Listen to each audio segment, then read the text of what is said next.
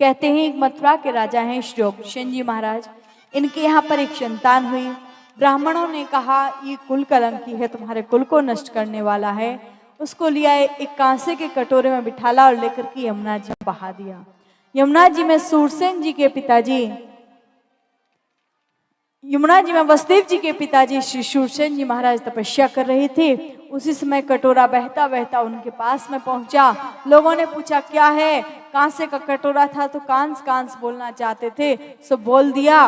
बोले कांस कांस कांस, सो अपभ्रंश होते होते उसका नाम ही पड़ गया कंस। बालक का पालन पोषण किया ला करके। कहते हैं एक दिन की बात, नारद जी महाराज आए। नारद जी ने बताया कंस तुम तो मथुरा के राजा हो, ये सब ब्राह्मणों की करतूत है जो तुम आज यहाँ पर बैठे हुए हो। कहा तो क्या करूं? गई कैलाश पर्वत पर जाकर के चढ़ाई कर दी, भोलेनाथ की आराधना करी। बोले बाबा प्रसन्न हो गए, बेटा मांग ले वरदान। बोले बाबा बस एक वरदान दे दो। बोले क्या? बोले बाबा मैं कभी मरूं नहीं, अमर हो जाऊं। भोलेनाथ ने कहा बेटा ऐसा नहीं हो सकता, आया है सो जाएगा, राजा रंग फकीर, कोई सिंहासन चढ़ चला कोई बंधा जंजीर। जो आया है उसका जाना तो निश्चित है, एक न एक दिन उसको जाना ही पड़ेगा। बोले तो क्या करूं? देखा बगल में एक धनुष रखा हुआ था, उस धनुष को उठाया। बोले बेटा इस धनुष को ले जा, इस धनुष को नारायण के सिवा कोई तोड़ नहीं सकता, जो तोड़ देगा वो तुझे छोड़ नहीं सकता। आज जैसे ही का लेकर के आए उस धनुष को और ला करके आज मथुरा पर चढ़ाई कर दी। अपने माताजी पिताजी को ही बंदी बना दिया। आज आई और आकर के जैसे माँ बाप को ही बंदी बनाया। कहते हैं उसी समय मथुरा नगरी पर अत्याचार करना इन्होंने आरंभ कर दिया। सारे मथुरावासी बड़े दुखी हो गए और दुखी होकर के भगवान को पुकारने लगे। कहते हैं उसी समय इनकी एक चचेरी बहन है जिनका नाम है देवकी। अब कहते हैं कोई व्यक्ति कितना भी निर्दयी क्यों ना हो, लेकिन अगर कहीं कभी ना कभी उसके मन में दया आ ही जाती है। आज इसके मन में भी आया कि मैं अपनी बहन का विवाह करूं। इन्होंने क्या किया, वसुदेव जी के लिए पत्र लिखा और जैसे ही वसुदेव जी के लिए पत्र लिखा, वसुदेव जी से कहा बारात लेकर के आ जाओ। श्री वसुदेव जी महाराज बारात लेकर के आ गए और जो कहा आज वसुदेव जी बारात लेकर के आए, विवाह हुआ। विवाह के बाद में कहते हैं भाई अपनी बहन को गांव के बाहर छोड़ने के लिए जाता है, पर वसुदेव जी गए। आज वसुदेव और देवकी को लेकर के कंस गया, गांव के बाहर छोड़ने के लिए जा रहा था। उसी समय रास्ते में एक आकाशवाणी हुई, अस्यास्तामास्त्रमो गर्भो हंतायाम बहसे बुधा। अरे मूर्ख कंस, जिस बहन देवकी को लेकर के तू जा रहा है, इसका अष्टम बालक तेरा काल होगा, काल होगा, काल होगा। जो कही अब तो सोचने लगे क्या करूं मैं, कांपने लगे और रथ से नीचे उतरे। रथ से नीचे उतर करके देवकी के केशों को पकड़ा, म्यार से तलवार को निकाला और तलवार को निकाल करके एक प्रहार करना चाहते थे कि उसी समय जैसे ही देखा वसुदेव जी बोले क्या कर रहे हो?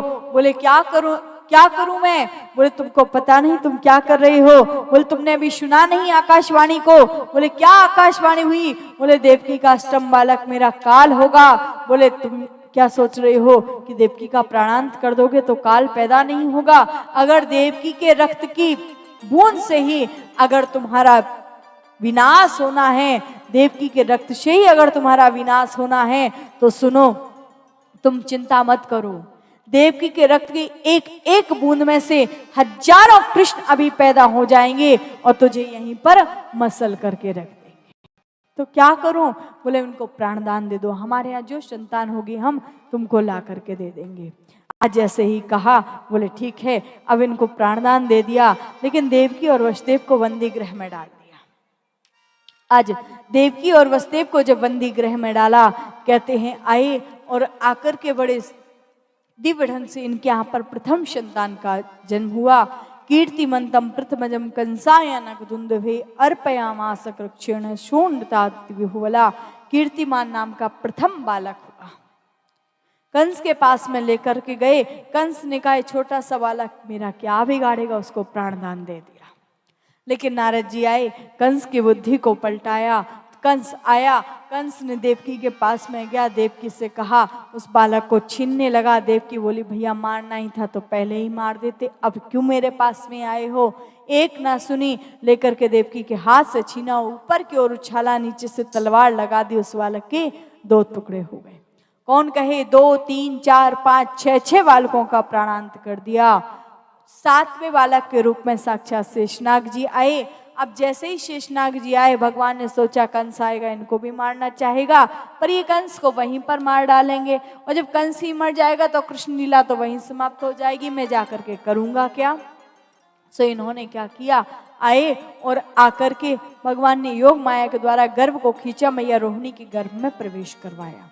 अब भगवान के आने का समय हुआ, भगवान ने सबसे पहले योग माया को बुलाया। योग माया से कहा, योग माया आप जाओ, आप जाकर के गोकुल गांव में अवतार धारण करना, मैं मथुरा में अवतार धारण करूंगा, वसुदेव जी मुझे लेकर के आएंगे, गोकुल में छोड़ेंगे, आपको गोकुल से मथुरा लेकर के आएंगे और कंस आएगा आपको मार।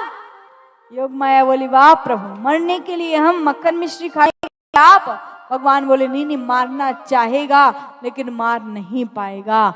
जैसे ही कहा, आज बोले आप तो कई नामों से जानी जाओगी, नाम ध्येयानि कुर्वन्ति स्थानांच नरभुवि, दुर्गेति भद्रकालीति विजया वैष्णवीति चा, कुमुदा चंडिका कृष्णा माधवी कन्निकेति चा, माया नारायणी शानी शारदेव्य अंबिकेति चा।